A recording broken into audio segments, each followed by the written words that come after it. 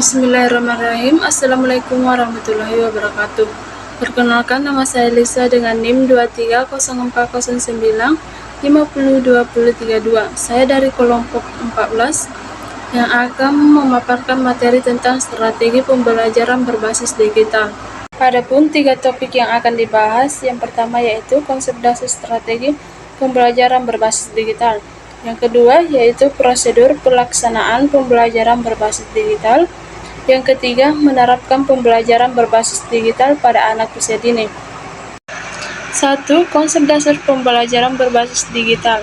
Strategi pembelajaran adalah suatu cara atau metode yang digunakan dalam proses pembelajaran untuk membantu siswa memperoleh pemahaman yang lebih baik. Ada beberapa strategi pembelajaran yang dapat diterapkan dalam pembelajaran, yaitu strategi pembelajaran berbasis digital. Pembelajaran berbasis digital ini dikenal sebagai istilah e-learning. Kata e-learning terdiri atas 2 bagian, yaitu E yang berarti elektronik dan learning yang berarti pembelajaran. Jadi, kata e-learning ini dapat diartikan suatu pembelajaran yang menggunakan perangkat elektronik. Sebagai media pembelajaran sistem, e-learning ini bukan sekadar menggantikan metode atau materi pengajaran konvensional, tetapi dapat juga menambahkan metode maupun strategi baru. Dalam proses pembelajaran, e-learning dapat membawa suasana baru dalam ragam mengembangkan pembelajaran. Memanfaatkan e-learning dengan baik dapat meningkatkan hasil pembelajaran dengan maksimal. Menurut Koswara 2006, ada beberapa strategi pembelajaran yang dapat diterapkan dengan menggunakan pembelajaran berbasis e-learning, yaitu yang pertama, e-learning by doing. Simulasi belajar dengan melakukan apa yang hendak dipelajari. Yang kedua yaitu incidental learning, mempelajari suatu secara tidak langsung.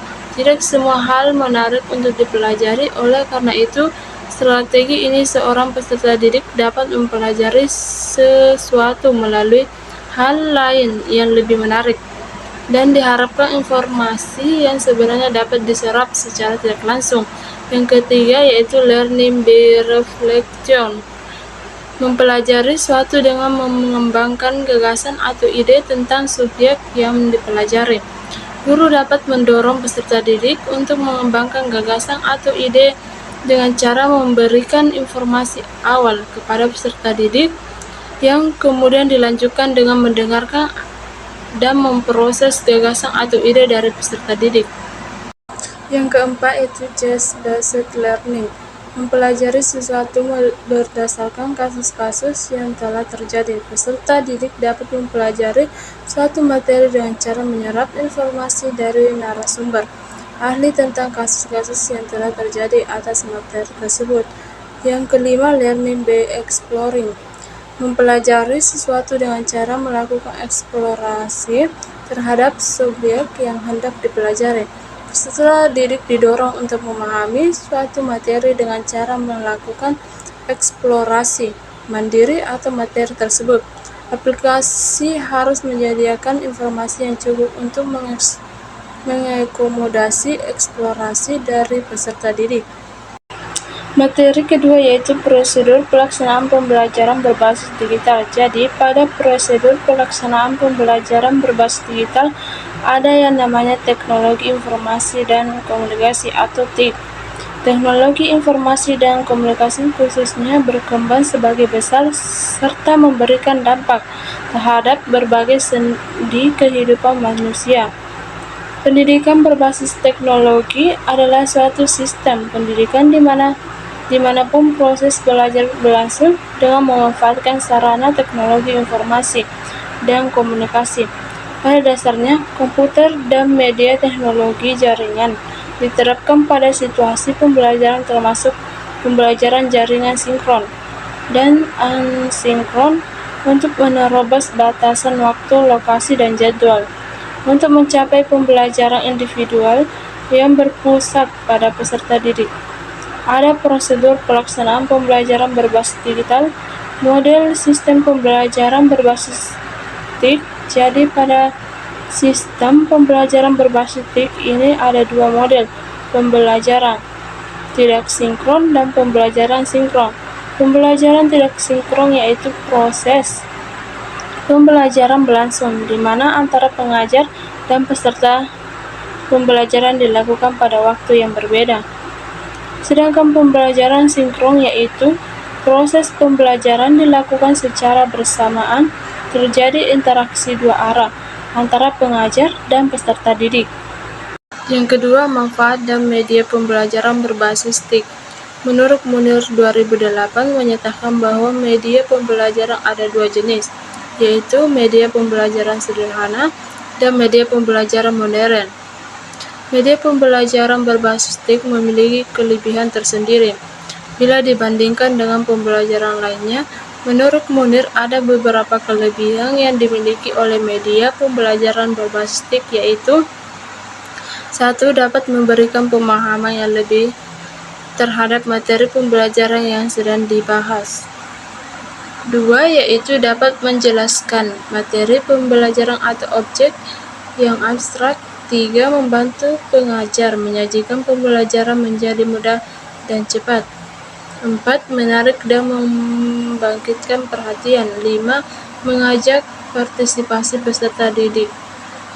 6. Materi pembelajaran yang sudah dipelajari dapat diulang kembali. Faktor pendukung pendidikan berbasis teknologi menurut Ronald Hatta-Suhu 2017 yaitu 1. Anggaran. Jadi anggaran dibutuhkan biaya yang besar untuk membangun sebuah sistem teknologi yang komprehensif dan merata ke seluruh wilayah.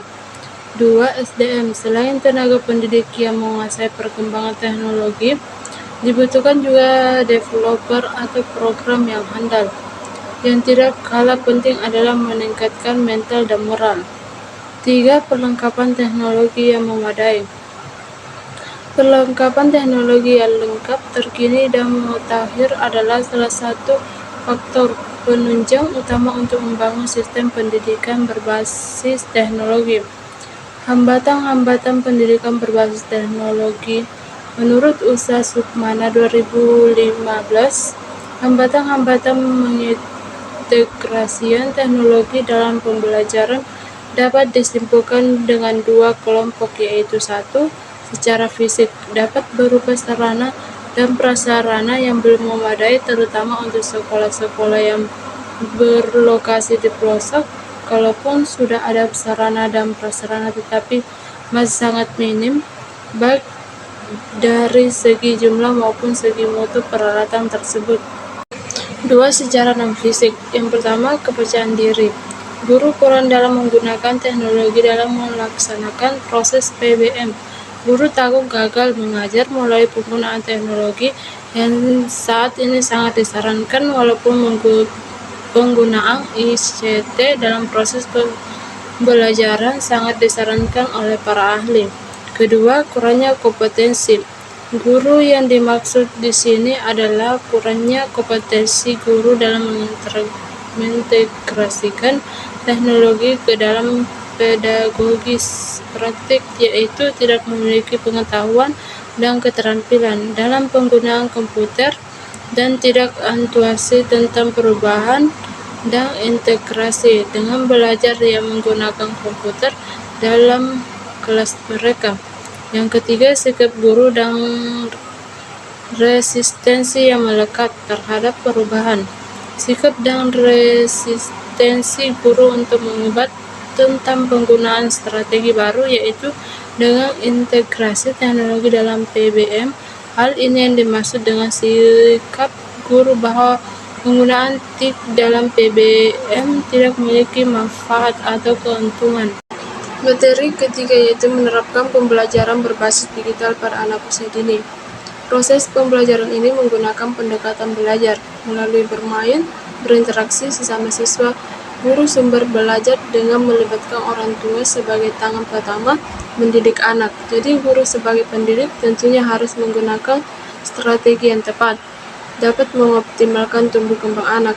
Menurut Miliona dan Weekend 2018 menyampaikan 3 jenis strategi yang berkaitan dengan pembelajaran, yakni strategi pengorganisasian pembelajaran, strategi penyampaian pembelajaran, dan strategi pengelolaan pembelajaran.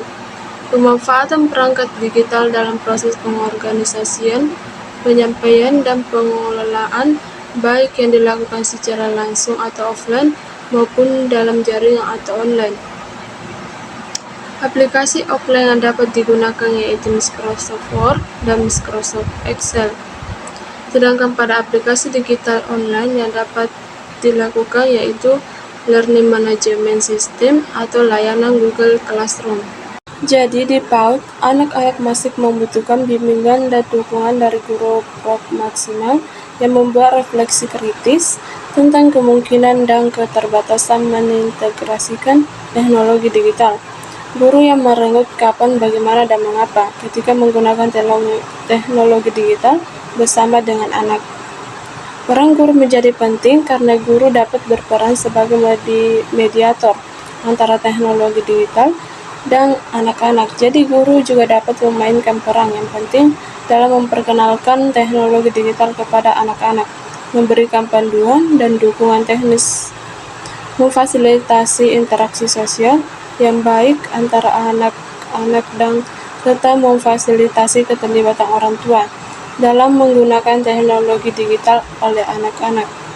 Adapun kesimpulan dari materi ini yaitu pembelajaran digital telah mengubah cara kita belajar dan mengajar. Meskipun memiliki manfaat besar, konsep ini juga mampu mengatasi tantangan yang perlu diatasi. Penting untuk terus mengembangkan strategi pembelajaran digital yang efektif dan inklusif untuk mendukung pendidikan yang berkualitas bagi semua dan mendorong kreativitas pembelajaran berbasis digital, memberikan kesempatan bagi siswa untuk mengeksplorasi dan mengembangkan kreativitas mereka melalui penggunaan alat-alat digital. Seperti multimedia, siswa dapat menghasilkan konten yang kreatif seperti video. Demikianlah penjelasan dari saya. Saya berharap bahwa materi yang saya sampaikan kali ini dapat bermanfaat bagi kita semua. Saya tutup dengan ucapan wabillahi taufiq wal hidayah. Assalamualaikum warahmatullahi wabarakatuh.